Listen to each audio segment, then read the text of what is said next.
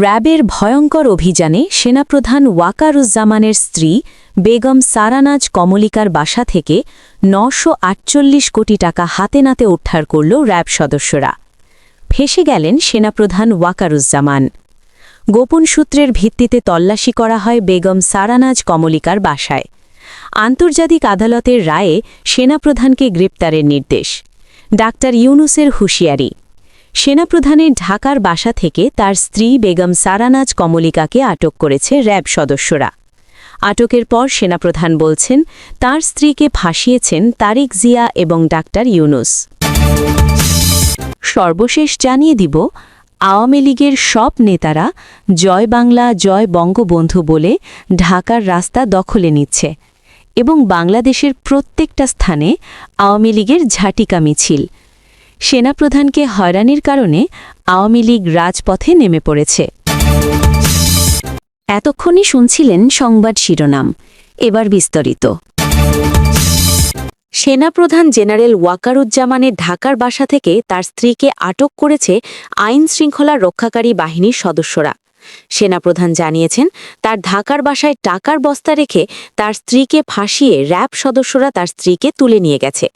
রাত ১০টা থেকে হরতালের ডাক আওয়ামী লীগ নেতাকর্মীদের। সেনাপ্রধানকে হয়রানি করলে ডাক্তার ইউনুসের চামড়া তুলে নিব আমরা স্লোগান আওয়ামী লীগ নেতাকর্মীদের। সন্ধ্যা থেকেই সেনাপ্রধানের ঢাকার বাসভবন ঘিরে রেখেছিল আইন শৃঙ্খলা বাহিনী। এর আগে কিছু সেনা অফিসারের ফোন আসে সেনাপ্রধানের স্ত্রী বেগম সারাহানাজ কোমলিকাকে ছেড়ে দেওয়ার জন্য, কিন্তু র্যাব এবং পুলিশ সদস্যরা তাকে তুলে নিয়ে গেছে। বাংলাদেশের রাজনৈতিক অঙ্গন কাঁপিয়ে দেয়া এক নজিরবিহীন ঘটনা ঘটছে।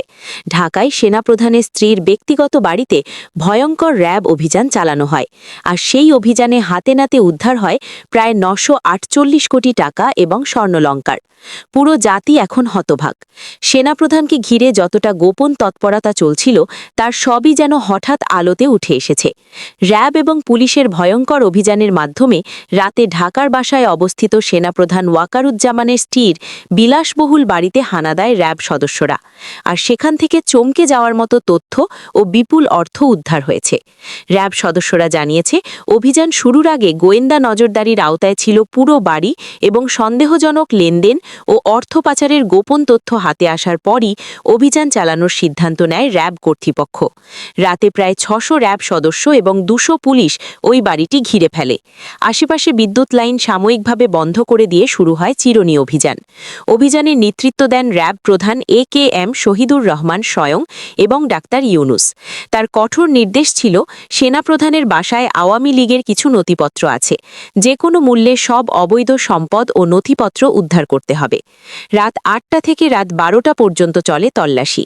বাড়ির প্রতি কক্ষ, সেফ, এমনকি শৌচাগার পর্যন্ত তল্লাশি চালানো হয়। তল্লাশির এক পর্যায়ে গোপন রুমের ভিতরে রাখা ৬টি ইস্পাতের সিন্দুক ভেঙে ফেলে র্যাব সদস্যরা। বের করা হয় বাক্সের পর বাক্স ভরা নগদ টাকা।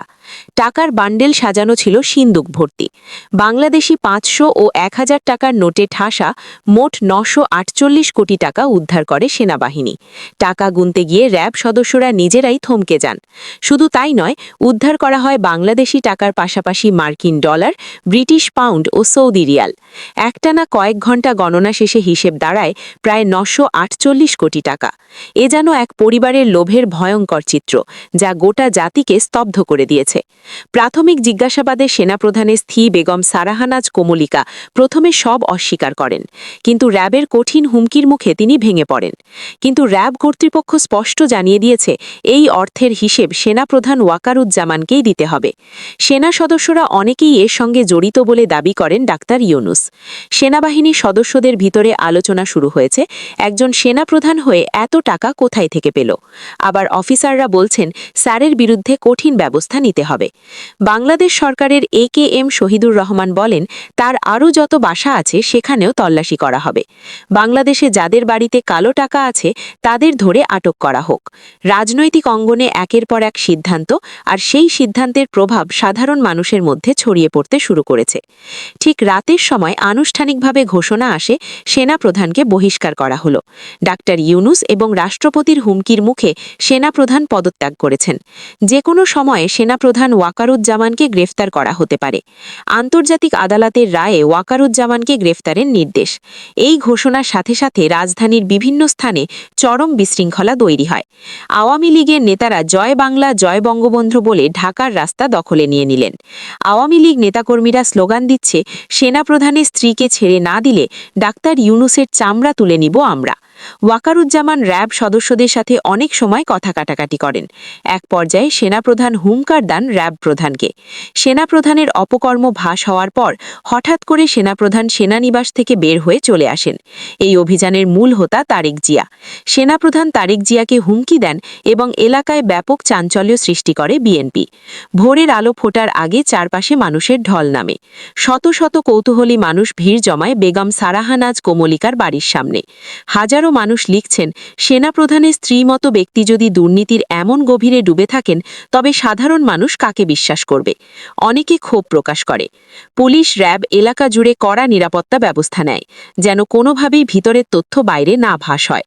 রাজনৈতিক মহলের তোলপাড় শুরু হয়েছে এই ঘটনার পর। বিশ্লেষকরা বলছেন, এই অভিযানের মাধ্যমে ওয়াকারুজ্জামানের ভিতরের কালো মুখ উন্মোচিত হল। এত বিপুল অঙ্কের নগদ অর্থ সেনাপ্রধানের বাড়িতে পাওয়া মানে রাষ্ট্রীয় শীর্ষ আসন ও দুর্নীতির দুষ্ট চক্রে নিমজ্জিত। তবে একই সঙ্গে এই অভিযান জাতিকে নতুন এক আশার আলো দেখালো। যত বড় ক্ষমতাবানই হোক, আইনের চোখ ফাঁকি দেওয়া সম্ভব নয়। আজকের এই ঘটনা প্রমাণ করে দিয়েছে, দুর্নীতির শেকড় যত গভীরই হোক, র্যাব সদস্যরা চাইলে তা উপড়ে ফেলতে পারে। এখন প্রশ্ন শুধু একটাই, এই পথ ধরে কি সত্যিকারের দুর্নীতিমুক্ত বাংলাদেশ গড়ে উঠবে? জনগণ এখন তাকিয়ে আছে পরবর্তী পদক্ষেপ কি হবে। সেনা সদস্যদের অন্য কারো বাসায় কি একইভাবে অভিযান চালানো হবে? দর্শক, এতক্ষণ সংবাদটি শোনার জন্য ধন্যবাদ।